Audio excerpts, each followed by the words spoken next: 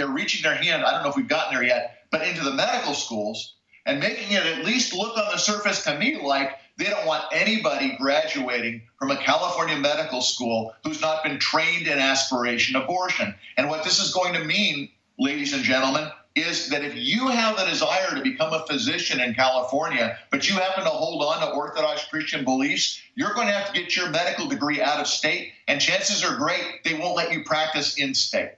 This is where we're headed, that the only people allowed to practice medicine will be people who buy into this pro-death narrative that they're peddling.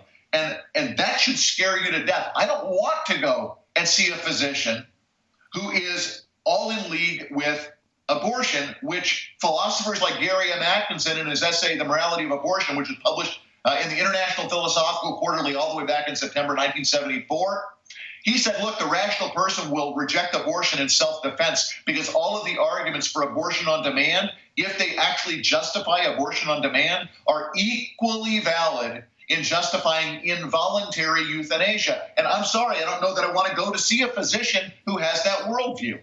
Yeah, that's right. That's right. Yep. And unfortunately, well, just as a matter of fact, ideas intrinsically have a certain level of ideological consistency to them. In other words, meaning when you accept premise A, before you know it, you're at premise B. Before you know it, you're at premise C. And before you know it, you're at your conclusion. And then you wake up one day and you go, oh, frick, I don't like where I ended up.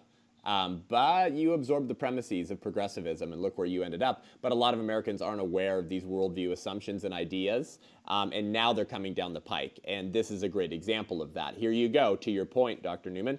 Require primary care and family medicine education programs to provide training in miscarriage management, medication abortion, and aspiration abortion.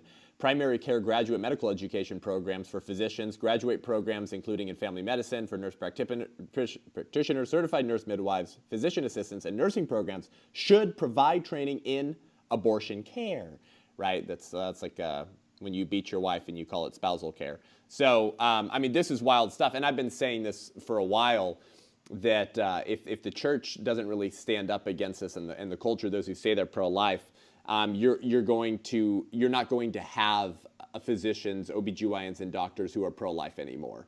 And we remember the Biden Justice Department, remember 2 months ago, Dr. Newman, 3 months ago, dropped the lawsuit against that Vermont hospital that coerced that nurse to participate in an abortion. Didn't force her. No one can force you. She could have left, but she did it. Then she sued.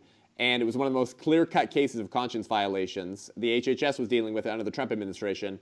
The Biden administration comes in and they drop that lawsuit. What are they communicating? You can and should be coerced into performing and assisting with abortions upon threat of career termination. And now you're seeing this here with they don't even want doctors to get licensed and become doctors unless they're pro-abortion.